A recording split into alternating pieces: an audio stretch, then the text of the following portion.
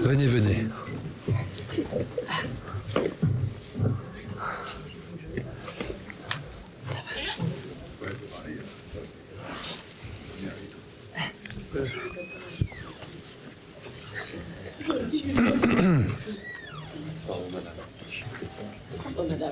Pardon, madame. Pardon, madame.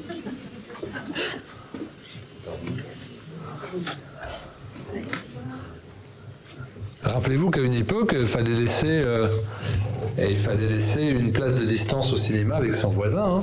Donc c'était des demi-jauges qu'on ouvrait. Donc voilà. Là, vous avez le droit de vous côtoyer, vous avez le droit de vous postillonner dessus. Donc profitez-en. Voilà, vous pouvez vous grimper dessus, vous pouvez tout faire. Oui, on voit des choses. Quel joli univers. Et donc, merci de rester pour le débat de fin de projection. Donc la parole vous est donnée. Le but c'est que si vous posez une question, je l'écouterai puis je la répéterai au micro parce que là on n'a pas de fil et puis ça sera plus. Ah il y a un micro qui circule, c'est encore mieux. Merci Maurice. Formidable. Et donc voilà, la parole vous est donnée sur le film. Donc vous reconnaissez Aurélie Collin qui est dans le film en tant que sage-femme. Donc on est à votre disposition pour entendre vos réactions, vos retours, vos témoignages, vos commentaires. Voilà, vous pouvez rebondir sur ce que vous voulez hein, et on est là pour vos questions également. Il y a toujours une timidité pour la première question, il faut qu'il y ait quelqu'un qui se sacrifie, hein, c'est comme ça. Non, je n'ai rien. Une question. Moi, je voulais juste poser la question. Oui, bonjour. Je voulais juste poser une question concernant le nombre de personnes. Ça me surprend de voir si peu de monde. Est-ce qu'il y a un article dans le journal?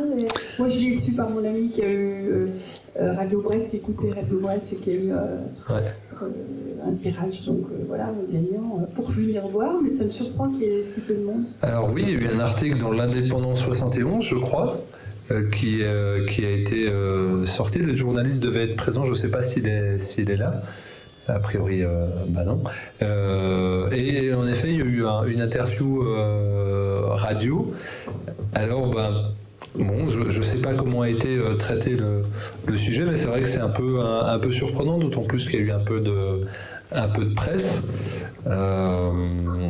C'est un sujet qui peut être jugé sensible. Il y a beaucoup de personnes qui peuvent se dire souvent, voilà, c'est un sujet un peu sombre, j'ai envie de m'aérer la tête ce soir, de pas me prendre la tête. Ce qu'on a entendu d'ailleurs beaucoup dans la crise, il y a beaucoup de personnes qu'on en formait, que ce soit sur les obligations, on parlait de confinement, on parlait de couvre-feu, on parlait de traitement en phase expérimentale, et dès l'instant qu'on amenait des informations, il y a des personnes qui disaient je préfère pas savoir, puis couper la discussion parce qu'il y avait un déni qui se mettait en place parce que c'était trop violent ou confrontant. Et peut-être que encore un an après la sortie du film, ça peut être violent pour des groupes de personnes qui préfèrent ne pas se confronter à cela d'un point de vue de l'information ou encore du débat qu'il peut y avoir derrière. C'est très varié. C'est des communes de la dimension de Louhans de 5000 habitants. Par exemple, il y a un mois, on était à Ornans, dans la vallée de l'Alou. Et donc il y avait salle pleine, on était à 100 personnes, alors que je crois qu'on est à peu près dans la dimension de la ville de Louhans. C'est très variable. Il y a évidemment une influence positive normalement des médias quand il y a de la pub, mais après ça va dépendre, est-ce qu'il y a un match de foot? Là c'est plus le cas, est-ce qu'il fait beau, est-ce qu'il y a terrasse, il y a plein de phénomènes. Et puis il y a aussi des associations relais. C'est vrai que ça draine un peu plus de monde, donc peut-être que là ça n'a pas été le cas ce soir, où il y a moins d'associations à Louhans qui ont pu débattre au sujet des politiques sanitaires au pluriel, et que ça n'a pas mobilisé les gens. C'est un peu ce qu'on peut en retirer, nous. Mais paradoxalement, il n'y a jamais eu autant de promotions et d'interviews que pour cette date-là. Oui. J'ai envie de dire que, le Covid, c'est un aspect d'une crise globale, en fait. Mais, j'ai trouvé que la fin du film est très, pleine d'espoir, alors que pour moi, on est quand même, on est loin, on n'est pas du tout sorti d'affaire, en fait. Je suis tout à fait réceptif, on va dire, cet aspect que ça remet en cause la médecine allopathique, on va dire la médecine telle qu'elle est pratiquée aujourd'hui, et que ça pousse beaucoup de gens à essayer d'entrevoir la santé d'une autre façon, de remettre en cause des dogmes qui ont été massivement propagés par les médias, et d'essayer de faire la part des choses entre ce qui est bon dans la médecine allopathique et ce qui est excessif. Mais je pense que le Covid, c'est vraiment un aspect de la crise globale qui est vraiment politique et spirituelle. À un moment, il y a Louis Fouché qui évoque Davos. Je pense qu'on est en plein dans cette problématique justement globaliste, qui est beaucoup plus massive, enfin beaucoup plus globale que juste le phénomène Covid, et dans lequel on est en plein dedans. Je pense qu'on est loin d'avoir vu tous les troubles de notre époque. Effectivement, il y a de l'espoir, mais je ne pense pas que les difficultés soient du tout terminées. Et en ça, je pense que c'est encore très frais. Bon, quelque part, ce film, c'est un témoignage de gens qui ont été conscients, qui ont vite pris conscience qu'il y avait quelque chose qui n'allait pas du tout à différents niveaux, et qui ont témoigné de ça, qui parlent de leur ressenti, et qui essaient de rétablir une forme de justice par rapport à beaucoup de déni de beaucoup de personnes qui à beaucoup de niveaux. Mais pour moi, c'est, on est loin d'être sorti d'affaire, entre guillemets. Et il y a aussi, je pense, beaucoup de gens, tout simplement, qui ont eu des injections, donc c'est encore délicat pour eux de remettre en cause, d'essayer même de faire la part des choses. Et puis, il y a aussi une grosse partie des gens qui sont pris dans un matérialisme où finalement, c'est une mauvaise expérience, mais la finalité de leur existence n'est pas remise en cause tant qu'ils sont en vie. Ils sont dans une recherche, dans une autre recherche. Ils ne sont pas forcément dans la recherche de sens, comme je pense une grande partie des gens qui ont été interviewés dans ce film. Et donc, la totalité même, ouais. Oui, voilà, je ne les connais pas personnellement, donc je ne me permets pas de le dire. Mais voilà, j'imagine que s'ils sont arrivés à mettre en danger leur carrière, les aspects financiers, leur famille, c'est qu'il y a quand même quelque chose, un ancrage quelque part. Voilà. Mais bon, en tout cas, pour moi, c'est encore, on est loin d'être sorti d'affaire. C'est bien d'essayer quelque part de faire prendre conscience des choses au maximum, de se garder des témoignages aussi, de garder une trace de ce qui a pu se produire. Il y a déjà eu les films de Pierre Barnierial, je ne sais pas si je pense que vous avez. Oui, bien sûr. Qui sont très intéressants aussi, qui vont peut-être même un peu plus loin, qui sont moins spécifiques au monde de la santé. En fait, tu as raison. Moi, sans mauvais jeu de mots, c'est un phénomène de poupée russe. Là, sans vouloir faire de promo non plus, je viens de sortir un bouquin qui s'appelle « Soignants suspendus, citoyens d'avant-garde, fractal et chaos d'une société nouvelle ». Donc justement, ça parle d'une société qui est à la fois en déconstruction et reconstruction, et c'est un regard fractalaire. J'aurais pu faire un documentaire sur la crise Covid, j'aurais pu faire un documentaire sur les personnels suspendus, et j'ai choisi de faire un documentaire sur les soignants suspendus. C'est-à-dire d'aller prendre un petit phénomène, mais quand on le déplie complètement, c'est pour ça qu'il est en 3 parties, le documentaire dans son écriture, on comprend la société.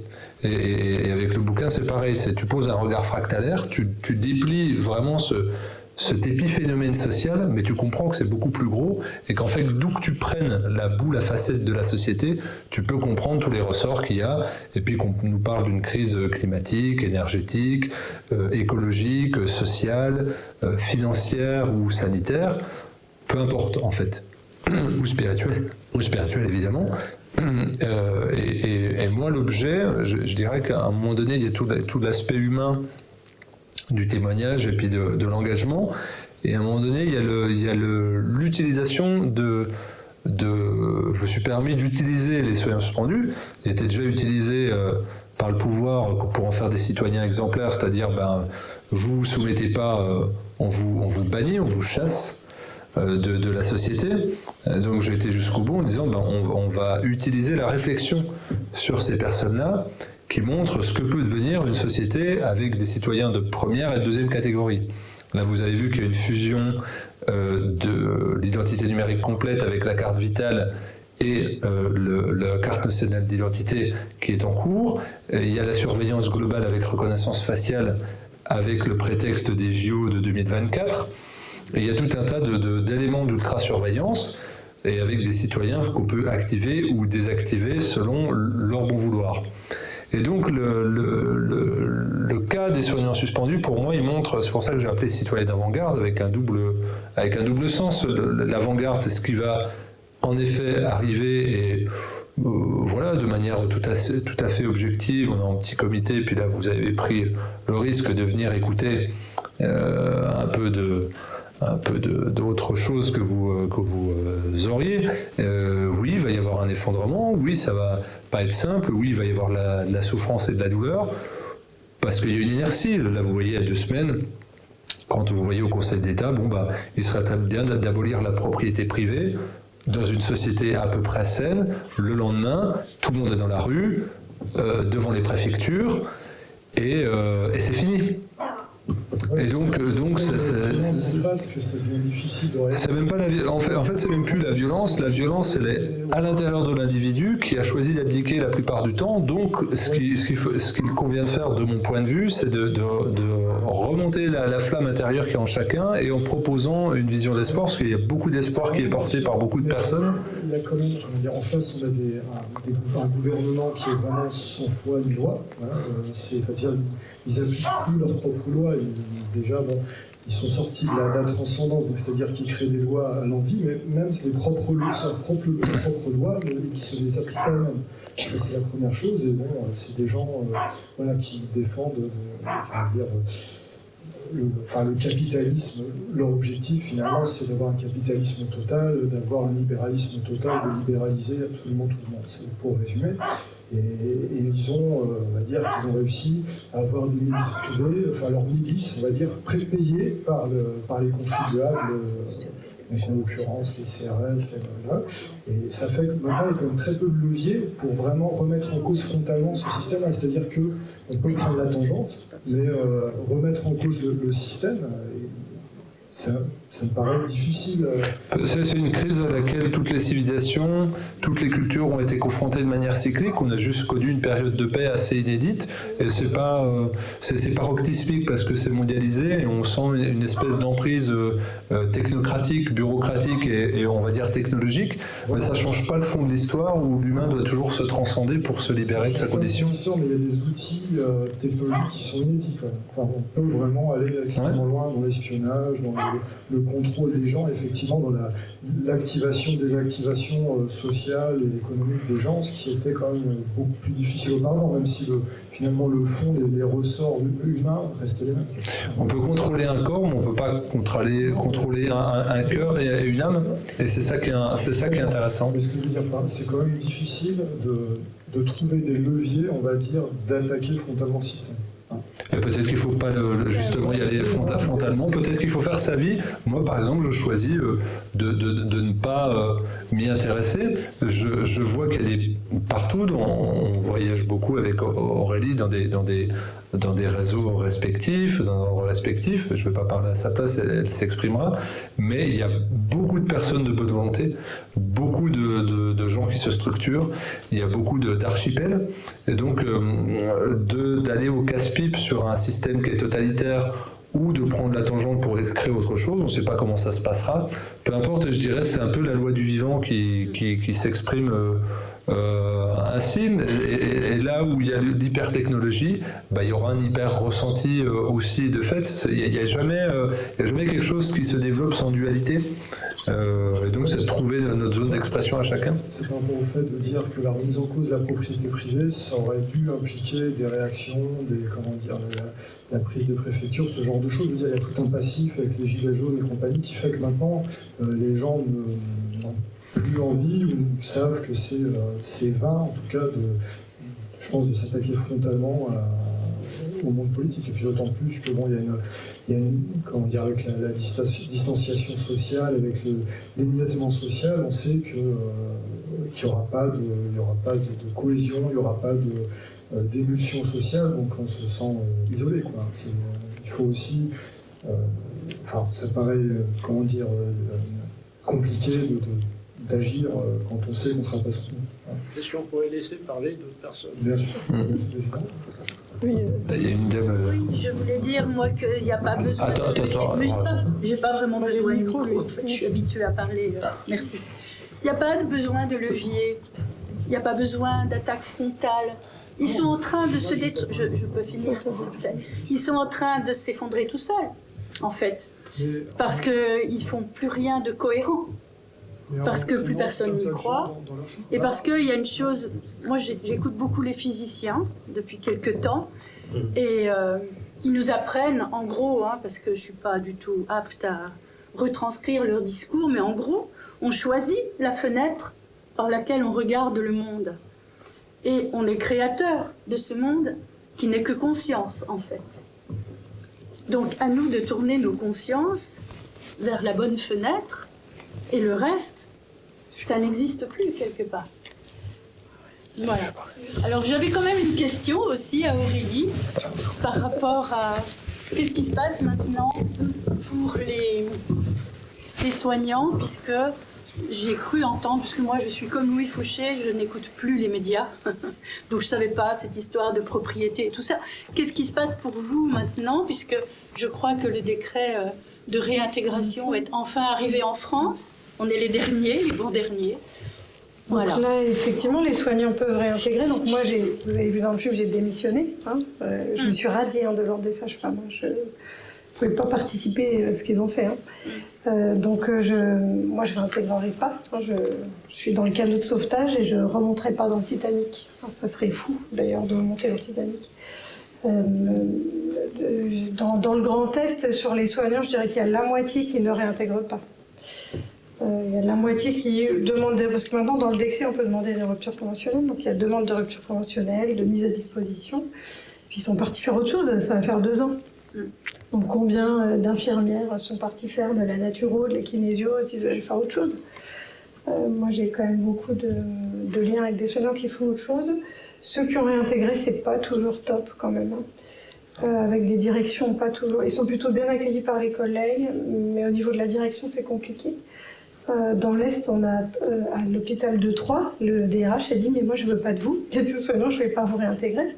Il y a un décret, vous devez, il veut pas, donc là il y a un procès en cours. Il y a des choses un petit peu folles, il y a des gens chez qui ça se passe bien. J'ai 2 sages-femmes qui... Alors, ce qui est très drôle, c'est que ces gens-là ont radié les suspendus au motif de c'est la loi. Voilà. Mais là, quand la loi leur demande de les réintégrer, ils ne suivent plus la loi. Donc c'est assez drôle. Mais c'est tellement dur pour les soignants. On les a rencontrés, on était à Troyes il y a 3 semaines. C'est affreux. Enfin, déjà, la suspension est affreuse. Et après, je dis ça y est, on va y retourner, on va exercer notre art. Et on leur dit bah non, on ne veut pas de vous. Voilà. Il y a des sages-femmes interdites de salle de naissance. Pourquoi? On ne sait pas. Et là, quand même, l'ordre des sages-femmes n'est pas d'accord. Elles disent on va faire quelque chose, effectivement, c'est pas normal. Donc il y a quand même des petites choses comme ça. Tout le monde ne va pas y retourner. En tout cas, moi, la première. Oui. Une question. Alors, prenez le micro. C'est simple. Voilà. Merci. Il y a quand même une différence entre les soignants qui étaient dans le public et les soignants qui étaient dans le privé. C'est pas les mêmes tribunaux qui gèrent si on parle dans des procès. C'est prud'homme pour le privé et tribunal administratif pour le public. Mais après, la réintégration va se faire... ils sont tous réintégrés public-privé. Oui, mais on peut avoir été dans le public, avoir été suspendu. Oui. Moi, j'ai 2 filles infirmières, dont une qui était dans le public, qui a donc été suspendue, mais elle a choisi de démissionner également. Oui. Mais il peut reprendre dans le privé. Oui, bien sûr. Voilà. Il n'y a pas de... on n'abonne pas forcément son... Non, puis de toute façon, maintenant, si on fait un abandon de poste, on n'a plus le droit au chômage. Oui, à l'époque, elle avait le droit. Oui, voilà. Donc il y a aussi ça, oui, il y a aussi des soignants qui changent d'établissement, qui disent je ne peux pas retourner dans cet établissement. J'ai quand même beaucoup d'infirmières aussi, moi, qui ne pouvaient pas travailler en centre hospitalier, mais pouvaient travailler en crèche, parce que dans la petite enfance, il n'y avait pas d'obligation vaccinale. Donc beaucoup ont découvert le monde de la crèche et de la petite enfance, et par exemple, j'ai une amie qui va ouvrir une crèche avec le maire de son village, ils se sont mis, donc il y a aussi des belles choses qui sortent de tout ça, c'est une réalité. Moi, ça m'a sauvée. J'étais pas loin de refaire un burn-out à l'hôpital, parce que j'en ai déjà fait, parce que j'étais dans beaucoup de commissions, et très active à l'hôpital. Je faisais partie de ces soignants qui tenaient l'hôpital à bout de bras. Il arrive un moment où c'est stop. Voilà. Donc je suis plus heureuse maintenant, c'est une réalité. Par contre, c'est vrai que l'histoire des médecines alternatives, elles se dirigent toutes les deux là-dessus, mais apparemment, ils sont en train quand même d'essayer de casser tout ça. Ah, bien sûr, ils n'en veulent pas. Mais après, c'est le pouvoir. Si on n'a pas d'espérance, si on n'a pas d'espoir. Je ne sais pas si vous connaissez. Vous connaissez le conte chaud et doux des chauds doudous? Lisez le conte chaud et doux des chauds doudous. Là, on nous vend des froids piquants et on a des chauds doudous. Et nous, on sort nos chauds doudous et on donne nos chauds doudous en disant c'est possible, et notre sac, il est plein de chauds doudous. Et c'est ça, c'est l'espérance. Et il y a cette idée de la santé intégrative, effectivement, où on œuvre beaucoup pour la santé intégrative, mais on est dans travailler ensemble, dans se mettre assis autour de la table et dire bah, tiens, ce patient qui est obèse, comment on s'en occupe? Toi, le chirurgien, comment tu t'en occupes? Moi, le naturopathe, comment je m'en occupe? L'acupuncteur, l'homéo, le kinésio, comment on s'en occupe? Et on peut s'en occuper tous ensemble. Et il va être super content, ce patient. Donc, on est dans cette idée de vrai comme ça. Et c'est possible, hein. Parce que nous, on est dans le monde où on voit les gens créer autre chose. Et on se dit, c'est merveilleux. Je pense aussi qu'il y a un gros espoir. Paradoxalement, on va dire la société industrielle a induit beaucoup de maladies chroniques qui donnent un gros espoir pour les médecines alternatives, entre guillemets, du fait que la médecine allopathique elle est assez impuissante face à beaucoup de ces maladies-là. Et au contraire, la médecine fonctionnelle, la naturopathie, la naturopathie fonctionnelle aussi, d'autres types de médecine remettent en cause les habitudes de vie, elles sont beaucoup plus efficaces, mais effectivement, c'est plus participatif aussi. Mais ça permet aux gens de reprendre leur santé en main. Oui, c'est ça l'idée. Si quelqu'un... Oui, c'est reprendre la santé en main. Oui. C'est moins dogmatique et autoritaire que ce qu'on peut voir jusqu'à présent dans la santé. Moi, je voulais simplement apporter mon témoignage. Je suis une soignante vaccinée, donc pas d'abandon de poste, rien du tout. Par contre, révoltée par le système de santé actuel. Et du coup, moi, je me réoriente vers quelque chose de parallèle, entre autres la kinésio. Et, mais je ne vais pas abandonner mon métier d'infirmière à côté à l'hôpital. Et c'est justement, je voulais confirmer ce qu'on dit depuis tout à l'heure, c'est que tout est compatible. Et qu'effectivement, tout ce qui est médecine allopathique, si on ne fait pas un travail derrière, de toute façon, c'est un peu un pansement sur une jambe de bois et qu'on a besoin de tout le monde. Voilà. C'est ça. Besoin de tout le monde. Et moi, en homéopathie, je vois beaucoup des gens seuls. Ou alors la médecine allopathique, ce qu'elle leur propose, c'est pas suffisant, quoi. C'est juste de couture par la fête, quoi. Donc, c'est pas satisfaisant. Donc, l'idée, c'est d'apporter autre chose. Et en tout cas, c'est tout à fait possible. Peut-être seulement faire disparaître le symptôme, mais d'apporter non, on a un niveau supérieur de guérison. C'est trouver la cause, déjà. Ah oui, puis on se rend compte, ce qui avait été dit, c'est qu'il y avait des provocations de par le système de santé, mais l'hygiène de vie. On voit des pathologies émergentes ou symptômes idiopathiques. On va parler de Lyme, on va parler de fibromyalgie, des maladies un peu fourre-tout, en fait, aujourd'hui, où la médecine académique officielle se trouve bien impuissante. Et donc, les gens qui sont sur le terrain, les aides-soignants ou les infirmières, comme tu l'es, eux sont en contact des patients, donc souvent ils ont des remontées de terrain de patients qui doivent s'autonomiser parce qu'on leur dit on n'y peut rien, on ne comprend pas, voire il y a de la difficulté diagnostique. Donc ça sera un coup spondylarthrite ankylosante, un coup fibromyalgie, un coup polyarthrite rhumatoïde, un coup Lyme, et puis c'est des malades ambulants. Et puis à un moment donné, ils s'autonomisent, ils se responsabilisent, ils utilisent Internet ou ils vont voir des conférences et ils deviennent patients experts. Et les résultats, s'il y a un peu de dogme dans les cabinets de médecins, parce que il faut le reconnaître, il y en a un peu moins quand même chez les aides-soignantes infirmières ou infirmiers qui sont au contact plus immédiat, qui ont plus de temps, qui ont plus de dialogue. Donc c'est déjà les professions les plus représentées dans les soins suspendus, et c'est aussi, et moi je le vois pour former depuis des années des naturopathes, des professions qui sont très représentées dans les écoles de naturopathie, avec, comme tu le disais, pas une rupture de l'activité préalable on va dire de la zone d'expression, mais venir en complément. Et c'est là où c'est intéressant, parce que là, on est à la fois sur la prise en charge de soins médicaux qui nécessitent peut-être des pansements, qui nécessitent peut-être des infiltrations, des injections, et d'un autre, une modification de l'hygiène de vie globale, voire un accompagnement psycho-émotionnel sur un facteur causal. Et là, on rentre indirectement, presque sans le vouloir, dans une démarche de santé intégrative. En fait, petit à petit, autour du patient ambulant, se forme un groupement de thérapeutes, puis les thérapeutes, donne-moi le numéro d'un tel, je vais essayer de comprendre ce qu'il fait, et ça commence. Et ça, je ne pense pas que ça puisse se défaire, parce qu'il y a le patient, de manière opportuniste, il veut s'en sortir, la plupart du temps. Il y a un bénéfice secondaire à la maladie dans un groupe de population, mais ça, c'est un delta qui ne change pas. Et donc il y a à la fois le patient opportuniste qui dit moi j'en ai marre de souffrir ou d'être sous cortisone ou anti-inflammatoire ou antibio, puis ça fait plus rien, donc il faut que j'aille voir ailleurs. Et à la fois les remontées d'informations du personnel de santé, puis qui va choisir en partie. Donc c'est en train de se coaliser. Il y a une coalition qui se fait patient, expert, entre guillemets, et soignant tout terrain. Et puis après, il y a des regroupements assez fastidieux d'un point de vue administratif dans des maisons de santé, mais après il y a des collectifs qui vont se faire. J'en profite pour parler des collectifs Une Autre Santé que vous pouvez trouver. Et puis dans ce désastre-là, dans cet effondrement de la prise en charge du soin, va émerger de manière très opportuniste en fait, presque de l'ordre de la survie, à la fois financière, à la fois sanitaire et à la fois morale, parce que quand on est soignant et puis qu'on fait du refus de soins, c'est plus tenable, quand on voit les limites, c'est plus tenable, quand on a à cœur d'aider, et les barrières vont s'effondrer comme s'effondre le système de santé, et donc il y aura un choix à effectuer. C'est ce que traduit le docteur Louis Fouché, avec d'un côté une e-santé basée sur la technologie, le rendement et l'hyper-efficience, avec un traitement mécanique et identique à tout le monde, et puis de l'autre une médecine de terrain absolument individualisée.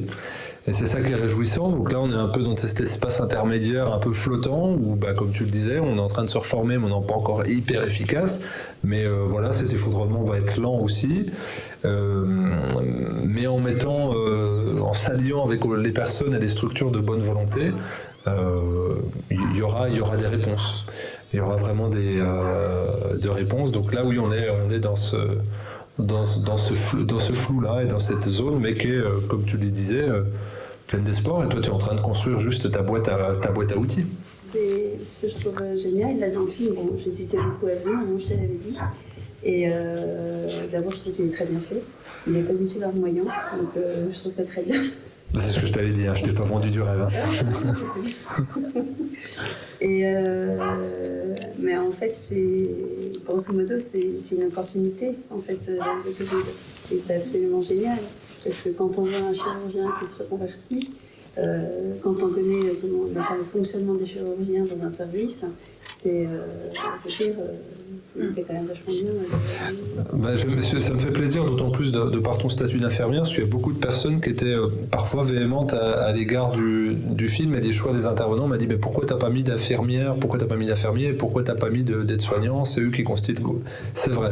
Mais dans la symbolique, ce qu'il y a, je voulais montrer des personnes. Alors là, c'est prendre soin de la vie, par l'intermédiaire de la SFAM, prendre soin de l'esprit avec la psychologue Caroline Blondel, un jeune médecin plein de fois qui a des ailes coupées à 32 ans, comme Grégory. Louis Fouché et sa femme, c'était de représenter un couple qui a choisi de tout perdre et puis qui s'est engagé publiquement et puis qui était volontairement dans le service public, donc c'est-à-dire pas chercher en gros le pognon, qui avait une dimension d'expertise en tant que travaillant à l'IHU pour Carole Fouché, et puis d'être dans le cœur de la technologie avec l'anesthésie à la réanimation, et donc un chirurgien qui représente le firmament du statut social, et qui accepte de dire au final je ne sais rien faire, alors que tout le monde a l'impression de dire le chirurgien bac+12 magnifique, et qui dit je vais soigner avec les plantes. Et là en fait on a la version complète, d'ailleurs les plantes on les appelle les simples, on revient à l'élément le plus basique, on est sur Hildegard de Bingen, on est sur ces éléments là, et lui c'est comme il a fait un tour sur lui-même dans sa pratique de soignant. C'est-à-dire, on m'enlève le bistouri je peux quand même revenir à quelque chose de la plus simple et soigné. Donc il me raconte, il utilise beaucoup l'argile. Il dit, avant ce que j'aurais fait en gastroentérologie avec des médiocres, j'ai les mêmes résultats, voire mieux avec l'argile. C'est fantastique de voir ça. Et donc ça montre l'absence d'ego et de se mettre au service de la société, pas de se mettre au service de son orgueil. Ce qui est très dur, d'autant plus quand on vous porte au nu en disant bonjour monsieur le chirurgien dans les services avec la grande blouse blanche, quoi. Donc voilà, il y a une question. C'est bon. J'ai le micro. Ouais. Merci. Moi je partage pas du tout votre optimisme, parce qu'il y a quand même chez Louis Fouché toujours il y a un chemin. Mais moi, ça fait. J'ai écouté depuis le début, Info Covid, depuis le début, jusqu'à la 37e émission, très précisément. Donc, on avait eu tous les 15 jours, ça fait plus de 2 ans, plus d'un an et demi, on va dire. Et à chaque fois, ce que le reproche que je ferais, ce que je ferais au film aussi, c'est de voir la crise sanitaire par le petit bout de la lorgnette et uniquement sous l'aspect sanitaire. On a toujours l'avis d'un médecin. Et moi, je rejoins ce qu'a dit notre collègue. Je pense que c'est politique le problème. Et ça me dérange que vous n'ayez que ce biais sanitaire. Et à envisager des solutions qui sont encore une fois sanitaires, c'est-à-dire des médecines alternatives. Mais pour moi, la question elle est politique et philosophique. Et je pense que ça l'était dès le début. Et rien sur Covid, ils ont mis très longtemps avant d'aborder les problèmes de Davos, Klaus Schwab, avant d'avoir une vision complotiste. Enfin, on va l'appeler complotiste, même si le terme est dévoyé. Mais avant de se dire, tiens, qu'est-ce qui se passe dans ce monde-là, ils ont mis très longtemps. Leurs travaux n'étaient uniquement que là pour démonter le Covid, les études. Ceux qui ont suivi l'Info Covid connaissent très bien Vincent Pavant, Hélène, je les connais tous très bien parce qu'ils ont fait un travail remarquable. Mais à un moment donné, on ne se pose pas les bonnes questions. Je suis allé également voir Jean-Dominique Michel, que vous devez connaître également. Il est passé à Orme, là. C'était en début d'année, peut-être, je ne sais plus.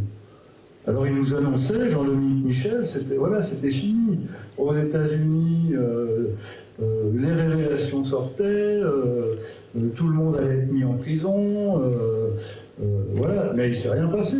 Et puis là, il y a un mois, il y a eu les révélations des 100 000 messages du gouvernement anglais, il ne s'est toujours rien passé. D'ailleurs, on n'en parle pratiquement pas en France. Et moi, je pense que, oui, les gens qui nous gouvernent aujourd'hui, ils sont dans un agenda. De toute façon, ils l'ont écrit. Klaus Schwab, il a écrit un livre, il est paru en août 2020, l'année du Covid. Tout est décrit par le menu. Donc, il n'y a pas seulement le pangolin et compagnie. Il y a Poutine aujourd'hui, il y a la reconnaissance faciale, tout y est, quoi. J'entends ce que vous dites, par contre, vous faites beaucoup de suppositions et sans doute vous n'avez pas écouté toutes les prises de parole. Par exemple, là, nous, avec ma maison d'édition, je distribue un film qui s'appelle Tous résistants dans l'âme, qui est coécrit par Louis Fouché, dans lequel on aborde les sujets de l'éducation, de la monnaie, de l'aspect d'autonomie énergétique, de l'aspect d'autonomie alimentaire, mais le choix qui a été fait par Réinfo Covid, dont la grande émergence et le travail exceptionnel, c'est le conseil scientifique indépendant qui perdure encore avec des sujets de société qui dépassent le Covid, c'était de choisir, Louis est un médecin, et il a choisi de rester dans sa zone d'expertise de médecin pour ne pas partir partout, mais il a abordé avec la série la 10e vidéo de Prenez place sur les monnaies est sorti. Je pense que ce qui a beaucoup plu dans son discours, c'était l'aspect aussi philosophique. Et de la même façon que ça a été dit, Davos a été cité dans le film qui a été sorti il y a 1 an et demi. Vincent Pavon, dont vous avez parlé, vient de sortir un livre dans ma maison d'édition de philosophie pure, où il parle très clairement du transhumanisme, de l'influence des élites et du lien entre le boudoir de Sade, qui est une inspiration idéologique, avec ce qui se passe maintenant. On est, moi-même dans mon livre, je parle à la fois de la politique, des médias, des syndicats, donc on essaye, ce que je disais tout à l'heure, on choisit un regard fractalaire, on l'hyper-développe avec spécialité, et ensuite on compte sur des alliances de collectifs. Mais le collectif Réinfo Covid, la raison d'être, c'est pour une politique sanitaire juste et proportionnée. Ça, c'est la raison d'être du collectif. Je finis, parce que c'est important, parce que depuis le départ, je suis à Réinfo Covid, donc je vois ce qui se passe dans les différents cercles, et avec les dizaines de milliers de personnes qui animent les différents groupes locaux. Moi, ce qui a fait que j'ai rejoint Réinfo Covid, et nous coordonnons à Réinfo Santé aussi, c'est que moi, ma zone d'expression, elle est au niveau de la santé, donc sur la santé intégrative. Et encore une fois, les raisons d'être de ce collectif, c'était d'être apartisan, apolitique, c'est pour ça qu'il n'y a pas eu de représentation, c'était pour parler au bon sens et avec intelligence, avec une expertise, et d'ailleurs, il y a aucune des 102 émissions du Conseil scientifique indépendant n'ont pu être contredites par des fact-checkers ou des zététiciens, parce que c'était une expertise de pointe. Alors là, c'est un argument que j'accepte pas, parce que à quel moment j'ai contesté quelque chose? Non, mais ça, parce que vous dites, en fait, nous, comme si on découvrait ça, mais en fait, c'est supposé qu'on n'a pas l'intelligence et l'expertise d'avoir une analyse sociale et sociétale et politique du monde qui nous entoure, sauf qu'on a choisi un prisme d'expression extrêmement spécifique. C'est-à-dire de creuser ce sillon-là, et libre à chacun de s'agréger autour et d'avoir une expression autre. Si vous lisez le livre de Louis Fouché, Agonie et renouveau du système de santé, il y a de la philosophie et de la politique pure. Vous avez parlé de Jean-Dominique Michel, il y a plusieurs personnes qui gravitent autour de Réinfo Covid qui se sont emparées. Nous avons fait aussi des séries d'émissions qui s'appelle Une autre histoire. C'est des émissions de 3 heures où il y avait par exemple Étienne Chouard qui intervenait sur l'aspect politique et démocratique à chaque fois. Il y avait des permaculteurs, j'ai oublié son nom, et il y avait sur les monnaies locales, Louis est énormément intervenu sur la question économique, qui est une question fondamentalement politique. Nous avons beaucoup parlé de l'autonomie alimentaire, qui est une question fondamentalement politique. Donc Bernabé Chaillot qui est intervenu sur l'autonomie énergétique. Donc nous n'allions pas partir en fonder. L'objet, c'était pas de fonder un parti politique, c'était de refaire des agoras populaires avec des prises de parole. Et une de plus, hein. Une de plus. Non, je pense que ce qui a été développé par Réinfo Covid a été assez exemplaire dans le fait nous étions tous bénévoles, parce que Réinfo Covid au niveau national n'existe plus, et avec une production de vidéos, une expertise assez forte, mais la ligne, c'était de dire pour une politique sanitaire plus juste et proportionnée, et c'est le sillon qui a été creusé. Moi, à titre personnel, si j'ai fait ce film-là, qui est pour moi un film politique, parce qu'il y a un engagement dans la cité, il est à travers ce choix du soin. C'est pour ça que Des soignants entre deux mondes, c'est ma ligne d'optimisme, ma ligne de critique. Je l'exprime à travers un regard extrêmement fractalaire pour pouvoir le détailler au maximum, mais en fait on pourrait le déporter sur n'importe quel aspect de la société, et je ne prononce jamais le mot de Davos. Ça ne m'intéresse pas. Je préfère parler d'autres choses, mais nous ne sommes absolument pas ignorants de ce qui se passe là. Et je précise juste pour finir, et Aurélie en parlera mieux que moi puisqu'elle a participé à co-organiser l'événement avec Vincent Pavon. Il y a 3 semaines désormais, la 100e du Conseil scientifique indépendant à Saintes, et le premier intervenant était Giorgio Agamben, qui est un magistral philosophe italien. Il y a eu Mehdi Belhadj-Kassem également, qui a été dans les rangs de Réinfo directement, qui était comme il était sur les ronds-points des Gilets jaunes. Il y a eu les médias, il y a eu des politiques qui sont intervenus. Donc c'était une vraie agora qui participait pendant 2 jours à décortiquer la société sous tous ses aspects. Bien sûr, c'était pas exhaustif parce qu'il y avait qu'une vingtaine d'heures de prise de parole, mais l'aboutissement, c'était ce conseil scientifique indépendant du jeudi soir en direct pour dire nous allons créer des fondations et des structures intellectuelles sur la base de ce qui est objectivable, et nous partons à partir de là en arborescence vers des réflexions plus politiques, plus philosophiques, plus économiques.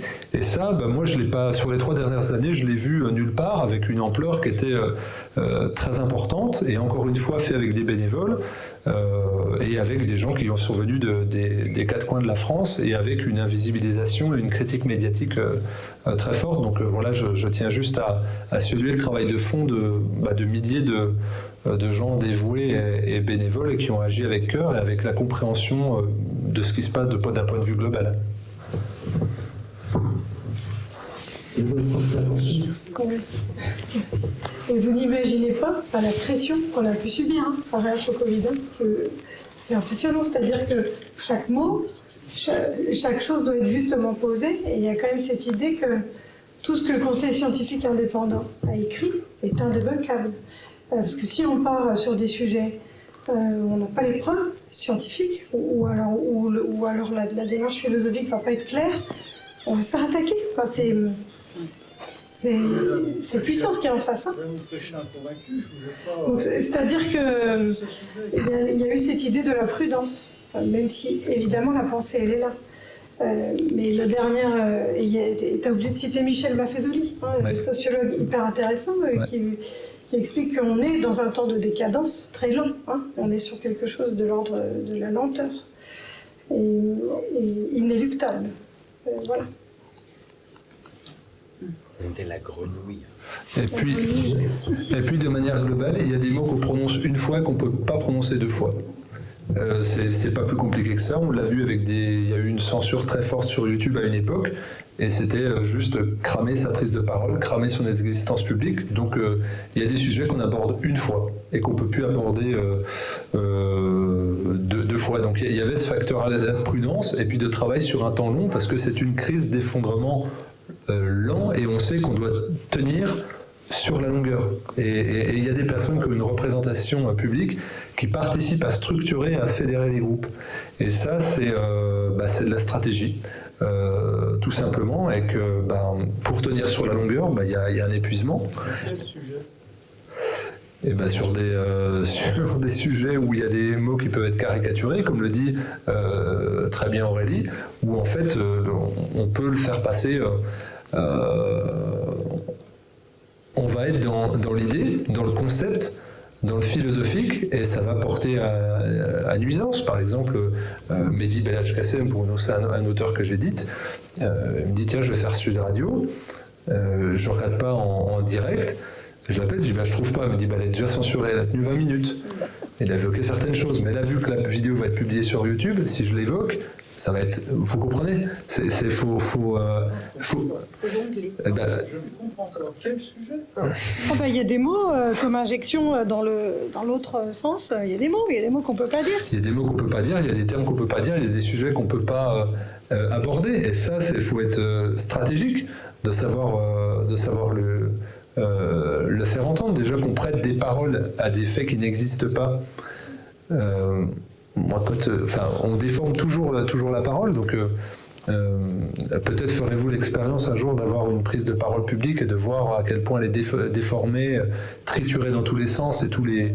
J'ai eu la démonstration depuis 3 ans, c'est formidable. Oui, c'est que ça. Donc, non, il n'y a pas de souci par rapport à ça. On voit encore pour Raoult la dernière fois. Je sais bien. Mais là, je ne vois pas quels sujets peuvent être. Essayez de parler des effets secondaires et des enfants, par exemple. Et vous verrez. Mais rien que on a fait une émission avec Jérémy Mercier sur les effets secondaires et les troubles du cycle. C'est censuré, elle a pas tenu longtemps, l'émission. Elle n'a pas tenu longtemps du tout, quoi. Et d'un autre côté, on peut être rapproché pour faire autre chose. Moi, on est venu me voir en me disant qu'il y a une famille très riche qui a besoin de sage-femme. Puis comme ça, t'arrêtes, dessiner des bêtes et tout comme ça. Donc ils veulent nous acheter aussi, hein. C'est ça. Voilà, il y a de l'argent à se faire. Ma réponse a été non, bien évidemment. Je suis déjà pas fait vacciner, c'est quand même pas pour jouer avec eux, quoi. Voilà. C'est une réalité, hein. C'est une réalité. Personne qui a le micro, là. Je pense que tous ceux qui suivent, tous ceux qui vous suivent, je veux dire, on est conscient de ça quand même. Ouais. On le sait. Donc, Oui, mais c'est-à-dire que vous êtes conscient. Mais c'est-à-dire que notre parole, si elle est censurée dès qu'elle arrive sur les réseaux, bah, les autres, ils vont pas pouvoir... c'est ça. ouais, je suis pas sûr que une fois qu'on a pris conscience, il y a plein de gens, moi, autour de moi, je parle de Raph Covid, de tous les gens qui ne connaissent pas. Oui, bah oui, mais après, c'est l'idée de leur dire, bah, regarde leur émission, regarde la CSI. Ça fait comme, non, je ne veux pas voir, je ne veux pas entendre. Bah, voilà. Il y a un temps où ça sera possible. Et puis, il y a une phrase de la Bible qui dit... La tranquillité... Oui, il y a la tranquillité. Donc, on a choisi la vérité et pas la tranquillité, mais il y a aussi ne donne pas tes perles à des pourceaux. Il y a quand même ça. Hein. Donc, c'est-à-dire que si quelqu'un vient vers moi et me demande des informations, je vais lui donner. Je ne vais pas aller les chercher dans la rue. Hein. C'est-à-dire que c'est une démarche individuelle. Voilà. Oui, on a quand même eu le film sur Arte où on voyait les effets négatifs des vaccins. Je veux dire, c'est quand même... énorme. Oui, c'était énorme, quoi. Surtout, c'est encore pas très loin par rapport à la vaccination. Dans le temps, ouais. Dans le temps, donc c'est plutôt chouette, quoi. On peut ça peut faire réagir quand même des gens et prendre conscience. C'est un début, en effet. C'est pour ça que je pense que le documentaire, on a énormément sur la pédale, mais en fait c'est toujours pareil, c'est quelle médiation on peut faire, qu'est-ce qui peut être audible. Donc c'est-à-dire à quel point, parce que ça revient à ce que tu disais, c'était que le public d'Arte touche des gens que nous ne pouvons pas toucher. Le fait de faire des ciné-débats, c'est de créer de la médiation avec un autre public. Si je fais de la promotion du film sur Internet, nous allons rester dans nos réseaux respectifs. Donc ça ne m'intéresse pas de prêcher des convaincus. Si je reste dans nos cercles, c'est pour amener de l'espoir et de l'espérance pour que les gens ne lâchent pas et ne défaillent pas. Donc c'est ma responsabilité morale quand je prends la parole publiquement, c'est de jamais laisser de sentiments négatifs parce que c'est déjà très dur ce que nous avons à vivre en nous-mêmes. Et donc, aborder certains thèmes ou avoir une forme en abordant certains thèmes va court-circuiter le lien à l'autre. Donc il y a toujours cette notion d'y aller tranquillement, quitte à mettre le pied sur la pédale de frein. Et l'exemple du documentaire d'Arte peut être vu de deux manières. Une manière positive et une manière négative. La manière positive, comme je l'ai dit, c'est de toucher 10, 15, 20, 30 fois plus de personnes que Info Covid n'aurait pu jamais le faire. Avec un sujet qui est extrêmement connoté, c'est-à-dire que si vous parlez des effets secondaires, on va dire complotiste, anti-vax, conspirationniste, tous les mots, donc c'est-à-dire on n'a pas le droit au débat sur quelque chose, on est en phase expérimentale, donc justement c'est pour parler des effets secondaires. C'est quand même ça le but. Et ils l'ont traité de manière calme, neutre, pour participer à créer un début de débat. Mais il y a aussi cette idée, et ça c'est le côté un peu négatif des choses, de se dire, viendra un temps du jugement moral, et donc on peut assimiler à Arte, en ce sens-là, à quelqu'un comme Michel Onfray, c'est-à-dire des gens qui jouent toujours sur les deux tableaux. Donc c'est-à-dire, Arte a globalement collaboré pendant 3 ans, sauf pendant 52 minutes. Mais ils vont dire, non, regardez, on a fait un... Oui, mais globalement, t'as servi de serpillière au pouvoir.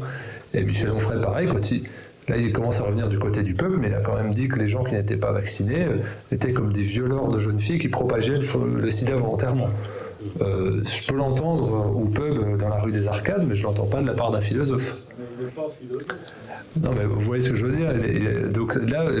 Donc moi, je n'oublie pas, parce qu'il y a un moment donné où il faudra quand même essayer d'observer qu'est-ce qui a fait qu'on a pu en arriver là. Et donc, on ne pourra pas se couvrir derrière le fait qu'il y a une commission d'enquête sur Buzyn, derrière le fait, on ne pourra pas se cacher son petit doigt. Donc, merci à Arte pour les 58 minutes, mais honte à vous, de manière ultime, pour n'avoir jamais critiqué la politique sanitaire du gouvernement ou avoir seulement émis l'hypothèse qu'il pourrait y avoir un petit peu, à certains endroits, d'incompétence. Donc voilà, ça s'appelle jouer sur les deux tableaux pour toujours savoir s'en sortir. Il y a eu beaucoup de résistants en 1945, au mois de juillet. Voilà, donc... mais c'est dans le cœur de la tempête, surtout au bout de 3 ans, qu'on voit un peu comment les choses peuvent se comporter. Donc nous allons nous emparer de ce documentaire d'Arte de manière très opportuniste pour dire... il y a un travail qui a été fait que nous n'avons pas été capables de faire, donc merci, mais pas plus. Voilà. Je trouve que l'avantage de vos documentaires à vous, de Arte, tout ça, nous, en tant qu'individus, à notre petite échelle, on va dire, on n'a pas toujours les mots pour, avec le voisin, avec la famille. Et du coup, ça nous fait des références, quoi. On dit, tiens, va voir ça, va voir ça. Exactement, ça devient des outils. Voilà. Et c'est pour ça que je disais, ça devient des outils de médiation. Et c'est pour ça que je disais merci à Arte. Moi, je le fais circuler beaucoup. Parce que, par exemple, en documentaire, on dit, oui, mais toi, t'es un complotiste d'extrême droite. Donc, quelque part, t'es une merde. Donc, on te dégage. Tandis que Arte, c'est institutionnel. C'est une chaîne publique sur deux pays. Donc, c'est pour ça que je dis, moi, je l'ai mis en avant. Parce que je suis incapable, avec ce documentaire-là, de toucher le cercle des personnes pour faire de la médiation que Arte peut faire. Donc tout est bon à prendre. Tout est bon à prendre. On vit tellement dans quelque chose de chaotique où il y a de la difficulté, comme tu le disais, à faire circuler de l'information qu'on ne va pas se priver. On va pas se priver de ça. À un temps, comment ça s'appelle, Blachier a eu une illumination pendant 2-3 mois à critiquer. Et ben moi je faisais circuler des vidéos de Blachier. Je lui dis merci Martin. Pareil, t'as bien retourné ta veste, elle craque de tous côtés, comme dirait l'autre. Et ben je m'en servais parce que sa parole, sa posture et son identité permettaient de toucher des gens que le cercle de nos, comme tu disais, des gens était peut-être trop caricaturable ou trop caricatural aussi, parce qu'on peut faire son autocritique. Et du coup, on essaye de faire circuler l'info comme on peut, mais je suis d'accord avec toi, on a besoin d'outils et de matière pour pouvoir faire exister, et tout est bon.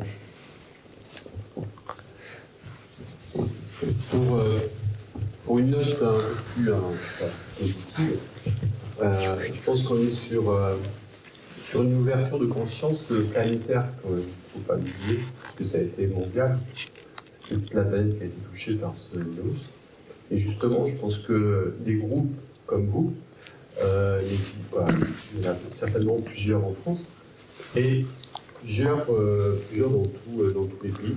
Donc justement, je pense que ça va aller beaucoup plus vite que si ça avait été uniquement que sur un plan national.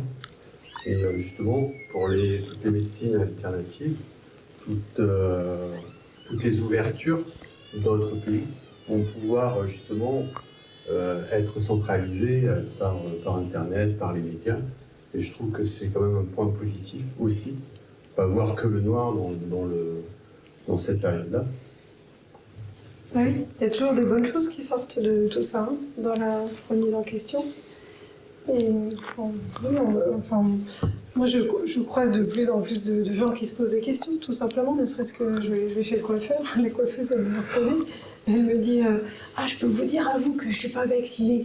Puis on rigole et on discute et je dis mais comment ça se fait que vous n'êtes pas vaccinée? Elle me dit j'ai vu les gens avec les effets secondaires très vite arriver et discuter. Chez le coiffeur, on discute beaucoup. J'ai un AVC, oui, j'ai un cancer. Excellent, il n'y a pas de hasard. Et c'était hyper intéressant de discuter avec elle. Et puis elle se dit, mince, j'ai une copine, elle est infirmière en réa, je suis du Grand Est. Je vais l'appeler. Et la copine, elle lui dit, on n'a rien, c'est calme, on n'est pas débordé. Donc là, elle se dit, ok, il y a un truc qui se joue, c'est louche. Elle ne s'est pas fait vacciner. Et après, elle réfléchit, elle se dit les objets que j'ai connectés, j'en veux pas. Donc elle me montre son bras, elle me dit je voulais m'acheter une montre connectée. Finalement, j'en ai pas besoin. Et finalement, c'est peut-être même dangereux. Donc il y a toute cette réflexion qui s'enclenche et elle dit et finalement l'écologie, c'est la même chose. Et on est parti juste de la santé. Et on voit que la réflexion est en route et en place, et c'est assez clair. C'est quelqu'un qui m'a dit non, tout simplement. Et ben c'est beau ça, c'est beau. Et il y en a plein, des gens qui disent non. Oui, justement, par rapport à avant, je pense que chacun était dans son coin. Oui, voilà, c'est ça. Aujourd'hui, on peut avoir justement une prise de position plus claire. Oui. Hein, oui, beaucoup plus tranchée qu'on a pu avoir justement dans des périodes de résistance. Oui, mais la résistance, c'est 1% de la population. Voilà. Oui, mais il est sur la planète. Oui, voilà, c'est ça. Oui, c'est ça. C'est exactement ça.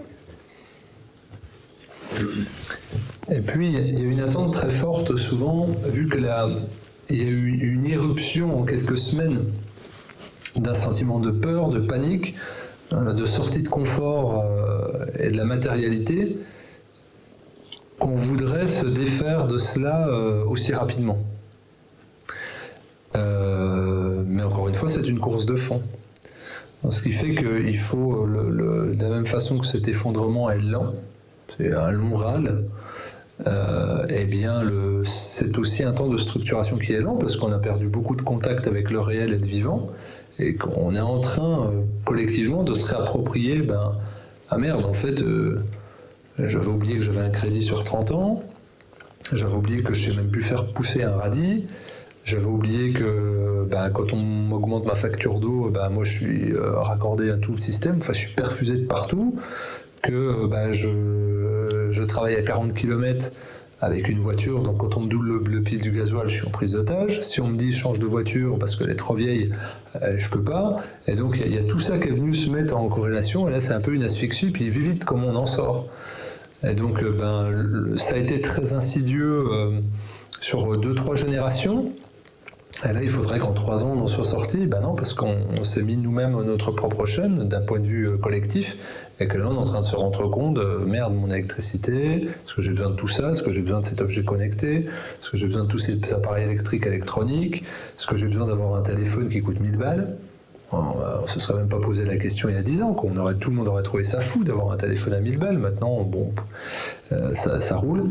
Et cette reprise de conscience, elle est douloureuse, parce qu'on s'applique un jugement qui n'est pas forcément agréable, qui est un travail de fond pour se réagréger à de nouveaux groupes sociaux. Vous voyez bien que vous, dans vos entourages, professionnels, familiales ou amicaux, il y a eu du mouvement. Si vous êtes là, c'est qu'il y a eu du mouvement dans vos vies. Eh bien, ça se redessine. Toute la société se redessine. On voit des restaurateurs qui ferment, on voit des loyers qui augmentent, on voit des taux d'intérêt qui augmentent. Tout bouge. Tout est en mouvement, puis chacun essaie de trouver sa place. Et la réagrégation à des groupes qui sont dans les mêmes valeurs que les nôtres est absolument fondamentale. C'est que seuls, nous ne pouvons pas en sortir. Dans la société individualiste d'il y a 3 ans, on va dire, pré-Covid, c'était envisageable. D'ailleurs, c'est toujours ce qui est promu. Le système va vous dire, n'allez pas, on en parlait avec le responsable du cinéma, l'exploitant du cinéma, tout est fait pour que vous restiez à regarder Netflix et à vous divertir, non pas à sortir de chez vous pour vous cultiver, vous instruire et développer votre esprit critique. Et donc vous allez recevoir un truc Deliveroo par un mec qui est sous-payé, prolétaire total, et oublier que vous pourriez déjà récolter les fruits les légumes d'un jardin partagé, quand bien même vous n'auriez pas de terre. Mais tout ça, c'est une sortie de zone de confort. Et c'est le temps qui nous est imparti aujourd'hui pour commencer à se mettre en mouvement avec ses qualités personnelles propres. Et des fois, il y a des gens qui disent moi, le jardin, ça me fait chier. C'est entendable. Mais du coup, toi, tu as forcément un truc que tu adores faire, que le mec qui sait faire pousser des légumes aime pas faire. Vous deux, vous allez vous entendre, vous allez troquer. Et là, on s'en fout de la monnaie, on s'en fout du rapport hiérarchique, on s'en fout de la classe sociale. Il y a juste le bon sens qui va fonctionner. Donc là, tout doucement, on est en train de revenir, de transiter de la folie vers le bon sens. Voilà, pas autre chose. Puis ceux qui veulent rester dans la folie connectée, ils y resteront, puis ils vivront leur expérience comme ils ont à la vivre. Chacun, je dirais presque chacun sa réalité aujourd'hui. Son libre arbitre. C'est ça. Et après, ce qu'il faut faire, c'est que le but, moi, ce que j'essaye de faire comme message, pour moi, il y a ce que j'explique dans mon bouquin, qu'il n'y a qu'un seul virus, c'est le virus du conformisme. qui a été générée par la violence psychologique de l'ingénierie sociale, qui fait que la plupart des individus en état traumatique, psychique, ont de la difficulté à exercer le libre arbitre. Et pour cela, il faut beaucoup de douceur. Ça prend du temps, en fait, de récupérer quelqu'un qui a été violenté, parce qu'il a même eu l'occasion d'aller vers un syndrome de Stockholm, c'est-à-dire d'adorer et de protéger son bourreau. Il y a beaucoup de gens qui vous disent « mais Macron, quand même, il a fait ce qu'il a pu ». Est-ce qu'en 6 ans, il y a eu une parole bienveillante? Vous imaginez, vous, avoir la responsabilité d'un groupe humain, chef de service, chef de famille ou autre, sans jamais avoir eu une parole bienveillante envers quelqu'un? Donc ce n'est pas envisageable. Donc à la tête de toute notre organisation sociale, nous avons quelqu'un qui est en déficit d'empathie. Ben ça envoie un message très fort. Donc nous, ça nous demande beaucoup d'efforts pour retisser des liens, parce qu'il n'y a pas d'exemplarité. Et de la même façon que dans les médias, on voit beaucoup de violence verbale, beaucoup d'agressivité, beaucoup de peur. Regardez l'actualité récente, il faut savoir se protéger de ça, puis nourrir la belle partie de soi. Comme, je vous invite vraiment, comme Aurélie, à dire le conte chaud et doux des chauds doudous. On choisit ce qu'on distribue à l'autre. Eh bien, bien sûr que moi, il y a des informations qui me traversent de colère, mais je fais le choix avec le libre arbitre parce que voilà, j'arrive à me mettre en retrait pour avoir un minimum de lucidité pour aller vers l'autre et puis pas trop lui laisser de sombre, j'espère, d'essayer de nourrir quelque chose de vertueux plutôt que de négatif. Je pense aussi dans la dualité qu'il y a dans les groupes, en fait, les gens conscients, il y a ceux qui sont pessimistes et ceux qui essayent d'amener de l'espoir. D'accord? Et je pense que c'est sûrement une histoire de temps, en fait. Ceux qui sont pessimistes, j'en fais partie, donc on veut aller plus vite, en fait. On voudrait justement cette chose,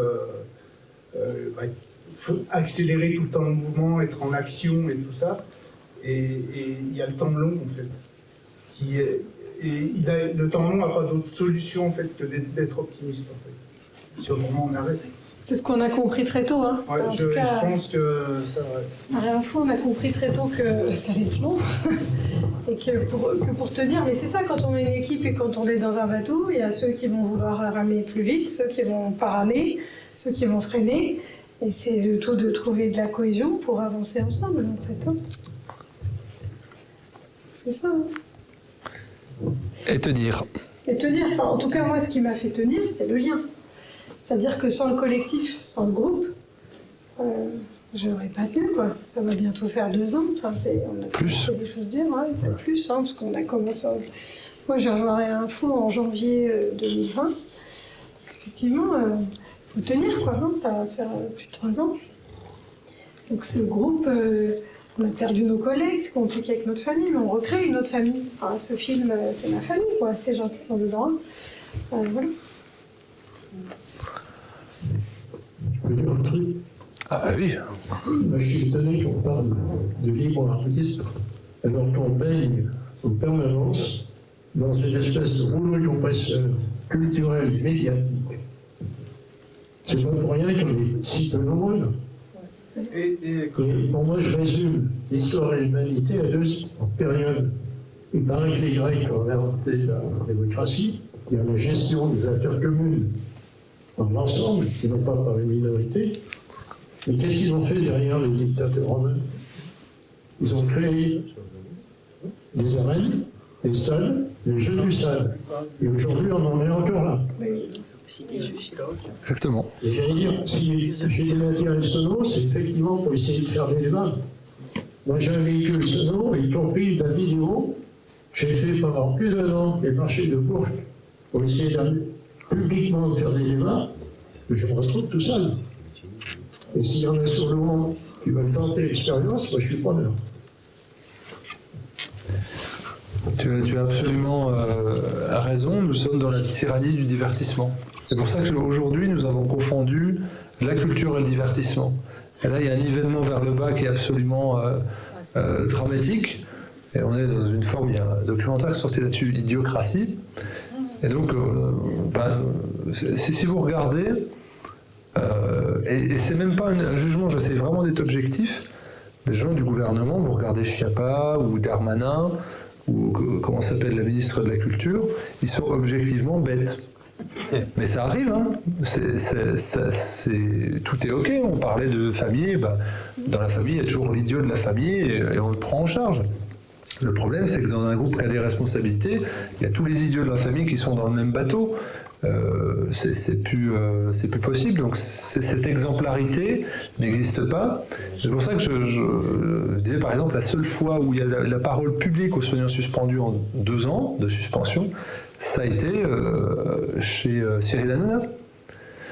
Ça montre bien, c'est de dire, on prend le sujet de présentation et le représentatif de l'injustice sociale et on le met dans l'endroit le plus folklorique, le plus décadent.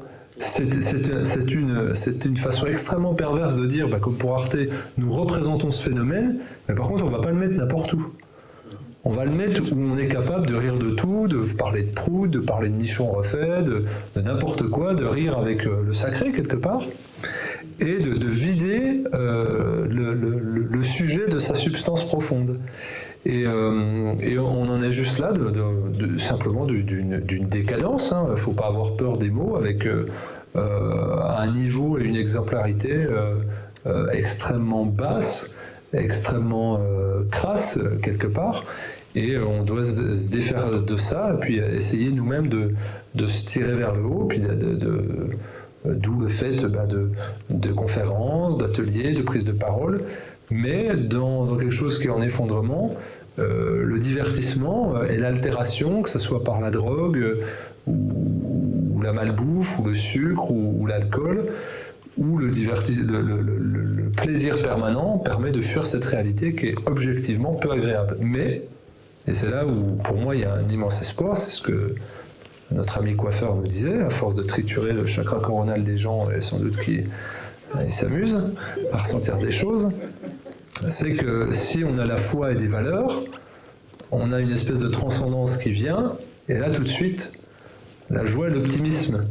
Mais pas quelque chose de façade, pas quelque chose d'illusoire, pas quelque chose d'holographique, quelque chose qui est vraiment un ressenti extrêmement profond, et qui fait que si j'abandonne ça, je meurs. Pas physiquement, je meurs humainement. Et donc les soignants suspendus, pour moi, représentent cette non-abdication du sacré, des valeurs de la morale et de la foi, qui en fait devrait transcender chaque être humain, de se dire quelle est ma mission de vie, quelle est ma raison d'être, et peu importe si je la trouve, au moins je la cherche.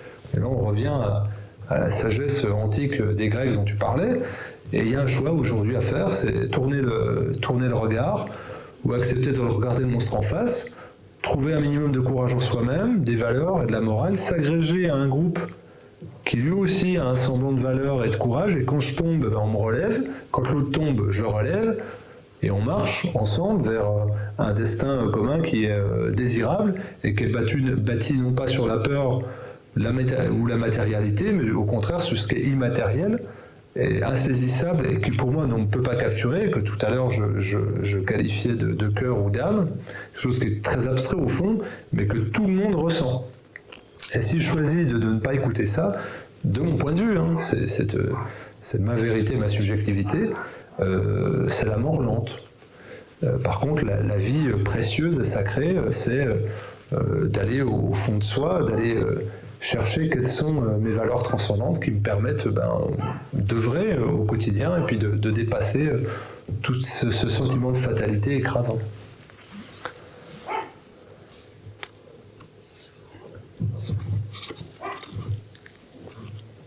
Moi, je voudrais revenir au type de personnes interviewées. Attends, on va te donner un micro pour que tu sois amplifié. Oui, Fabien, moi je voudrais revenir à votre film, au type de personnes qui ont été interviewées. Vous avez parlé d'une représentativité entre les mondes. D'accord. Les cadres à l'hôpital public font partie de l'équipe de direction. D'accord. Mais le cadre de santé, qui est responsable de la qualité des soins, la fameuse traçabilité qui a été évoquée, etc. Comment se fait-il qu'ils ne sont pas représentés dans votre film? Et est-ce que ça vient de votre part? Aucun cadre de santé n'a accepté de donner un témoignage. Alors, des cadres de santé, si, j'en ai rencontré beaucoup, puis on en a forcément dans nos collectifs. En fait, ça s'est passé Moi, je suis plutôt un instinctif qu'un tricoteur intellectuel. J'avais prévu 12 personnes au départ. Donc, il va y avoir radiologue, des Antilles, une amie orthophoniste, et il devait y avoir un pompier aussi, Pierrick Thévenon, que vous connaissez peut-être dans les monts du Lyonnais. Il devait y avoir d'autres professions, toujours dans le soin, mais dans le soin, moi, je voulais qu'on soit au contact du réel. C'était important pour moi de revenir au contact du réel, d'autant plus pour servir le propos de la deuxième partie du film. Et en fait, une fois que j'ai fini l'interview avec Judith Rémy, qui est cardiologue, donc j'avais prévu 5 autres personnes et je me suis dit j'ai assez.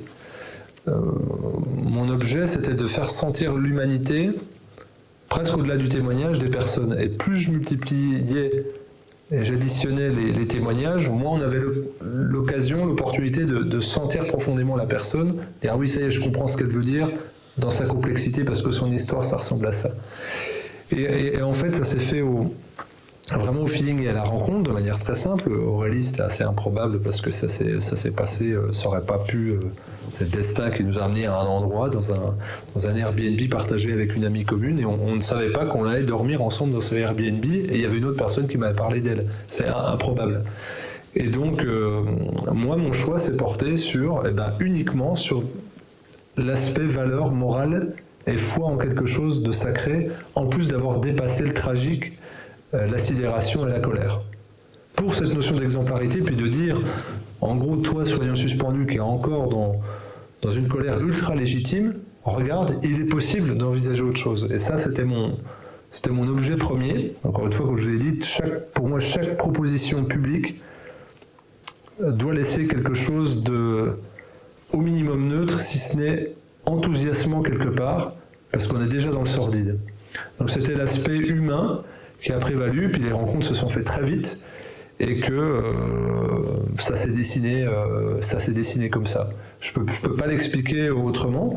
Si j'avais rationalisé, j'aurais dit, bah oui, il faudrait une aide-soignante, il faudrait un infirmier, il faudrait quelqu'un, en effet, du monde administratif pour nous expliquer. Alors ça, on le fait dans les...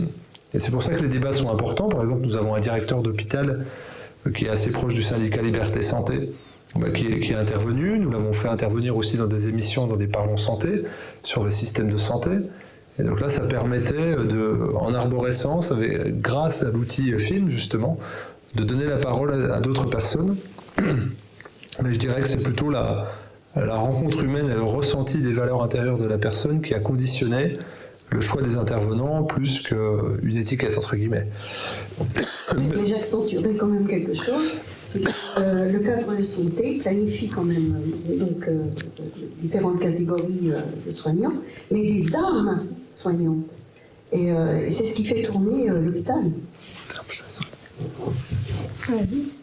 Après, moi, j'en ai pas croisé beaucoup des cadres de santé. Alors, voilà, on peut me dire. Il n'y en a pas énormément, ouais. J'en ai croisé dans des ciné-débats. D'ailleurs, dans la première du film à Besançon, tu te souviens, il y avait une cadre de santé qui me disait « Vous devez revenir à l'hôpital. » Ah oui, c'est vrai. Tout le monde me dit « Vous devez revenir, vous êtes soignante, vous devez revenir. » C'est fou, quoi. Ouais. Et non, je ne vais pas revenir, en fait. J'en ai pas croisé. J'ai plus croisé des directeurs d'hôpitaux, effectivement, pas d'accord. Des directeurs d'ARS, hein. Non, là, des directeurs d'ARS pas d'accord, et qui évidemment ne peuvent pas se montrer. Donc il y a des gens pas d'accord, mais les cadres de santé, moi ma cadre de santé, elle m'a interdit de retourner dans le service. C'est-à-dire que le film a été projeté dans ma ville, et j'ai dit à mes collègues, c'est l'occasion de se revoir et de rediscuter, puisqu'évidemment l'histoire, on la modifie. On dit, Aurélie, en fait, elle est partie parce qu'elle avait envie de partir. C'est pas ça l'histoire. Hein. Mais on dit, venez, c'est l'occasion de voir le film et de discuter. Et c'était en mars de cette année. Et je dis, du coup, c'est dur de retourner à l'hôpital. Hein. Moi, j'avais pas remis un pied dans l'hôpital où je travaillais. C'était d'une violence inouïe. Hein. Donc je prends sur moi, je me dis, je vais aller les voir. Et la cadre de santé me dit, non, tu ne peux pas aller dans le service. 20 ans d'exercice. Non, tu ne peux pas aller dans le service. Pourquoi ? Parce que les visites ne sont toujours pas autorisées à la maternité. Au mois de mars 2023. Ok. Donc du coup, je suis allée dans le service de consultation où j'ai beaucoup travaillé. Voilà. Les secrétaires sont tombés dans mes bras en pleurant. Hein. C'était hyper violent, hyper violent. Elle est venue voir le film de vaccins dans les lavabos. On ne pourra jamais savoir. On ne pourra jamais savoir, on sait qu'il y en a eu. Moi j'en connais. Voilà, on en connaît tous. Quand on a mis à l'IRA. Et on aurait pu le faire. Je veux dire, on aurait tous pu. On a tous pu le faire. Mais là, j'ai senti qu'il ne fallait pas le faire. Et qu'il ne fallait pas mentir. Et qu'il fallait avoir la posture de dire au monde c'est pas possible. Et d'autant plus dans le monde de l'obstétrique, parce que Pfizer ne recommande pas la vaccination des femmes enceintes, ni des femmes allaitantes. Et tous les États disent bah, si, on peut le faire. Et là, je me suis dit, mais qu'est-ce qui se passe? Puisque dans le code de déontologie, on ne peut pas faire la promotion d'un traitement non suffisamment éprouvé. Là, alors, le laboratoire dit non, l'État dit oui, et moi je dis quoi? Mon code de déontologie me dit de ne pas le faire en fait. Donc j'ai respecté le code de déontologie. C'est tout. Alors, pour moi, les cadres de santé sont invisibles. En tant qu'ex-cadre de santé, je peux vous dire que je suis très frustrée. Je les vois nulle part, je les entends nulle part. Et le tel témoignage que j'ai à travers des soignants, ex-collègues, voilà. Donc merci pour le film. Hein. Par contre, moi je suis partie, j'ai laissé mon tablier en 2019, et non, en 2009, je sais bien. Et il y avait déjà la même équipe des politiques, hein. Marisol Touraine, Castex et compagnie. Donc quand la T2A est arrivée... Oui, c'était Jean Castex, hein, la T2A. Il est venu achever le travail. Ouais.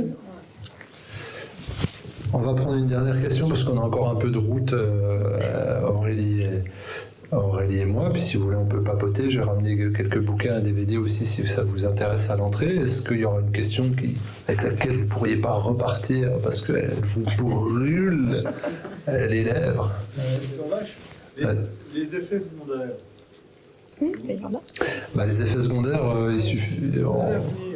À l'avenir, vous les voyez comment? Sur l'avenir. Ça, on peut pas. On peut pas prédire. Si, un petit peu quand même, hein, parce que on a quand même Jean-Marc Sabatier qui a quand même très bien décrit le système rénine-angiotensine, et puis lui, il a vu tout de suite les conséquences qui pourraient arriver, cardiaques. Donc il l'avait lu très tôt. Donc on sait qu'il y a un tropisme cardiaque et qu'il va y avoir aussi, on voit une augmentation des pathologies chroniques en fait, hein, inflammatoires. On voit une augmentation des cancers, des fausses couches. Enfin, je veux dire, il y a une mortalité hyper inquiétante là quand même. Hein. Plus 53 000 l'année dernière. Là, la mortalité, il faut regarder Pierre Chaillot qui travaille énormément sur la mortalité. Je veux dire, c'est effrayant. La baisse de la natalité, moi, je trouve ça effrayant. Là. Allez sur le site de l'INSTE, regardez. Alors on me dit, bah oui, mais en période de crise, les gens ne font pas d'enfants. Il y a moins de bébés que dans la guerre 39-45. Donc quand on se prenait des bombes sur la tête, on faisait plus d'enfants. Il faut regarder les chiffres d'accès à la procréation médicalement assistée. Enfin, tout ça est extrêmement inquiétant. Donc l'avenir est inquiétant. Après, moi, on n'a que 2 ans de... Oui, c'est pas assez, il faut 5 ans déjà. Voilà, il faut déjà un peu plus de recul. Déjà le temps de la digestion de cette période Covid et réapprendre à vivre. Et puis... On ne peut pas aller trop vite. Et puis il y a la susceptibilité individuelle. Hein. Il y a des gens, vous pourrez leur injecter n'importe quoi, il ne leur arrivera rien. Et il y a des gens, ils meurent l'après-midi. Hein. Donc on voit aussi beaucoup dans les ciné-débats des gens hyper inquiets pour leur santé. Qu'est-ce que j'ai fait? Qu'est-ce qu'on m'a fait? Et comment ma santé va évoluer? Alors moi, j'essaye de dire, bon, il y a la susceptibilité individuelle. C'est une étude en cours, donc vous n'avez peut-être pas eu de substance active dans la seringue. Hein. Et puis, on sait qu'on ne va pas rejouer. Voilà, c'est tout. C'est la roulette russe. Mais on ne rejoue plus maintenant. Voilà. Une question. Des transfusions de sang contaminé. Ça pose un problème. On a des infos là-dessus? Non, mais on a des. Je sais que moi, dans le collectif, j'ai eu un suspendu qui a eu un accident de vélo, qui a eu donc la rate hémorragie. Enfin bref, et on lui a dit bon bah on va vous transfuser, et lui il a dit hors de question. Je vais tenir le coup, donc c'était pas une urgence vitale majeure, donc il a remonté par l'alimentation et ensuite pour lui. Il y a la question qui se pose effectivement, si je ne me suis pas fait vacciner, est-ce qu'on doit me transfuser un sang de vacciné quoi. Donc en Suisse, il y a tout un travail dessus. Au Japon aussi. Au Japon aussi. Parce que le sang des non-vaccinés va être un sang en or, quoi. Alors est-ce qu'on peut se préparer, par exemple, je sais pas, avoir un donneur et Ça marche pas, non, ça marche pas, on n'a pas le droit au niveau. c'est impossible, impossible. Sérum physiologique. Ou le quinton, bon, bah, après, il faut que le quinton, mais utilisé comme il doit être utilisé sérieusement. Voilà. J'ai lu récemment qu'on retrouvait la protéine spike dans le sperme. Oui, mais bien sûr, Oui, le ça, sperme, cerveau, ovaire, plus sperme, cerveau, ovaire. Et puis il y a aussi une discussion en cours sur le fait que ça inhibe en fait la dégradation de l'ARN messager, bizarrement, et puis que ça inhibe la capacité du corps à se protéger des cancers. Voilà. Oui, qu'est-ce que vous voulez? Je suis un gros complotiste. Je lis beaucoup et je lis le journal, hein, pas par... il faut arrêter. Arrêtez le journal. Je lis tous les matins, mais je lis.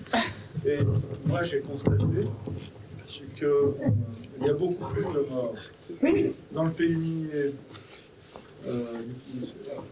on va dire, on coupe la Saône-et-Loire en deux, il y en a beaucoup plus dans le pays minier, dans le Cumois, que dans la région chalonnaise ou mâconnaise. Est-ce que je suis fou ou est-ce que il y a beaucoup plus d'habitants de l'autre côté, hein? Il faudrait regarder les statistiques des injections. Non, mais ça je le lis. Depuis le Covid, je lis les avis de décès. Parce que je voulais voir ce qui se passait. Et pendant le Covid, les pages avis de décès étaient très minces.